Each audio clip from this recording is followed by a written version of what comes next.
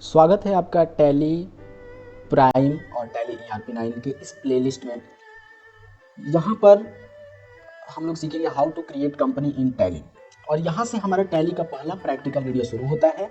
लेकिन वीडियो शुरू करने से पहले 2 मिनट आपसे मैं ले लूँ। सबसे पहले आपको टैली ERP9 या टैली प्राइम को डाउनलोड और इंस्टॉल कैसे करना है उसको सीखने के लिए, जिसके लिए आपको chapter 4 how to download and install Tally को देखना पड़ेगा। उसको आप देख सकते हैं। और नेक्स्ट हम लोग अब how to open Tally, step 1 होगा हमारा हाउ टू ओपन टैली का एक आइकन मिलेगा जिस पर सिंपली डबल क्लिक करके आपको टैली को ओपन कर लेना है। पहली बार जब आप टैली को ओपन करेंगे तो कुछ इस तरह का विंडो खुलेगा।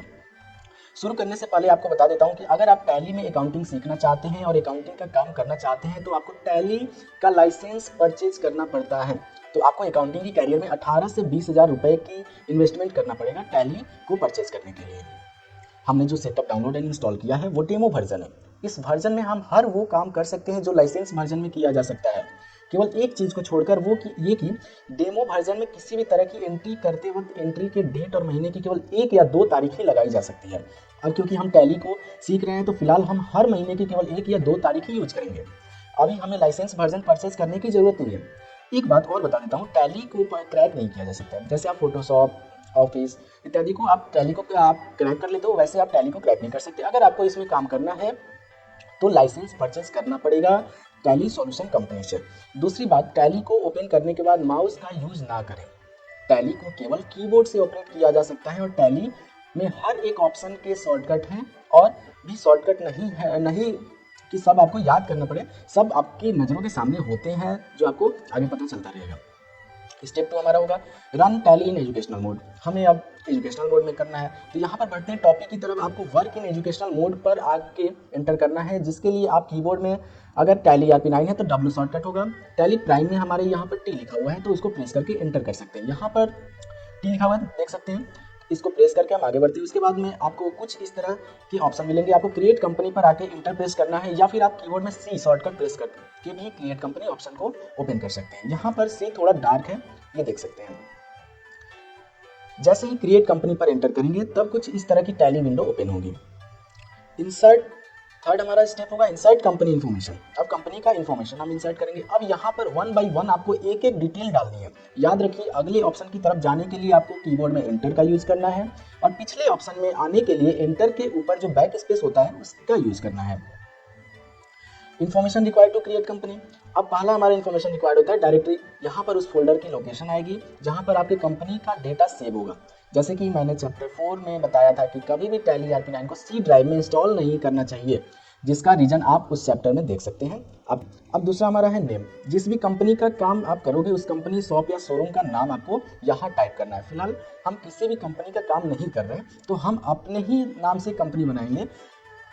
नेक्स्ट है हमारा मेलिंग नेम। यहाँ पर ऑटोमेटिक जो आप कंपनी का नाम टाइप करेंगे वही आएगा। मेलिंग नेम का मतलब होता है वो नाम जिस पर कोई पोस्ट भेजी जाए या आसानी से पता चल जाए कि किसकी दुकान है।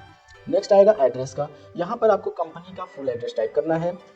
नेक्स्ट आएगा कंट्री। यहाँ पर आपको कंपनी की कंट्री को चूज करना है। आपके सामने सभी कंट्रीज की लिस्ट होंगी, आप सिंपली इंडिया टाइप करके कंपनी को सिलेक्ट कर सकते हैं। Next state. इसी तरह यहाँ पर आपको कंपनी के स्टेट को चूज करना है। आपके सामने सभी स्टेट की लिस्ट होगी, आप सिंपली जो भी कंपनी का स्टेट है उसको सिलेक्ट कर सकते हैं। लेकिन यहाँ पर ये मैं मान लीजिए कि आप मेरी कंपनी का काम कर रहे हैं तो आप सभी को उत्तर प्रदेश सेलेक्ट करना है। इसका रीज़न ये है कि आगे एंट्री में दिक्कत आ सकती है आपको।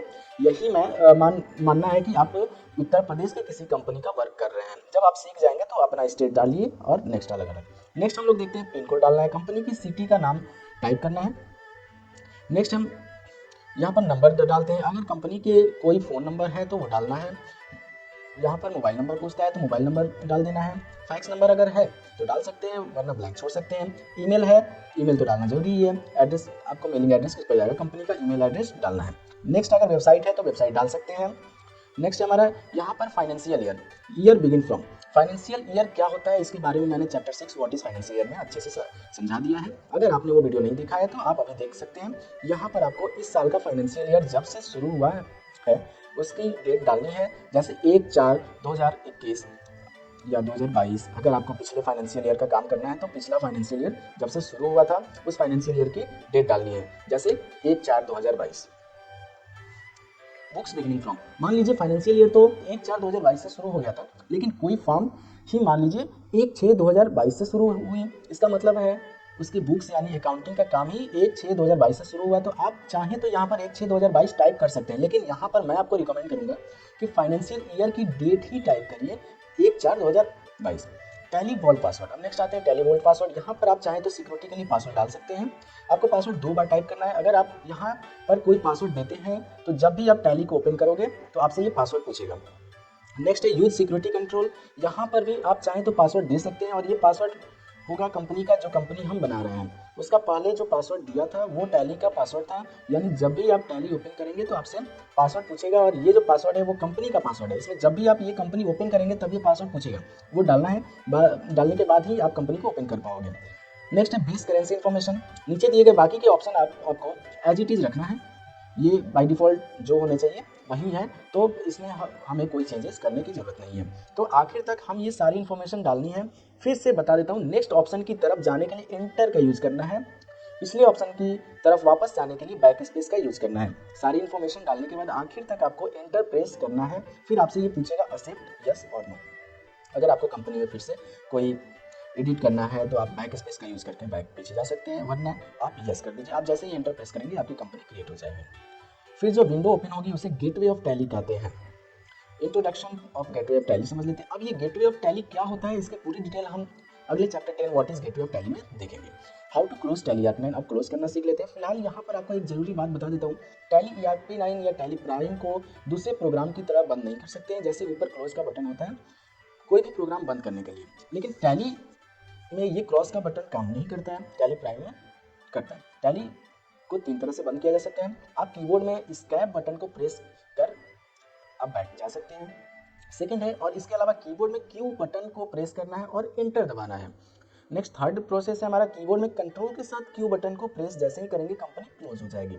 अब इसको रीओपन करना भी सीख लेते हैं। अब दोबारा जब आप टैली को ओपन करेंगे तो फिर से टैली में कंपनी क्रिएट करने की ज़रूरत नहीं है, हमें जो कंपनी पहले से बनाई थी उसी को ओपन करना है। और उससे ओपन करने के लिए जब आप दोबारा टैली को ओपन करेंगे तो सेलेक्ट कंपनी ऑप्शन पर एंटर करना है। जैसे ही आप सेलेक्ट कंपनी पर एंटर करेंगे आपके सामने उन सभी कंपनी की लिस्ट आ जाएगी जो आपने अभी तक बनाई है। जिस भी कंपनी का आपको काम करना है उसे सेलेक्ट करके ओपन दोबारा ओपन कर ले, तो इस तरह आप दोबारा उसी कंपनी को ओपन कर पाओगे। तो आप बार बार कंपनी क्रिएट कीजिए ताकि आपकी मैक्सिमम प्रैक्टिस हो जाए और आप आसानी से कंपनी क्रिएट करना सीख जाए, इस तरह की दोबारा किसी को पूछना ना पड़े। हम लोग नेक्स्ट अब देखेंगे गेटवे ऑफ टैली अगले चैप्टर में। तब तक के लिए धन्यवाद, लाइक शेयर सब्सक्राइब करिए और नेक्स्ट वीडियो तक कंटिन्यू रहिए। Okay, thank you.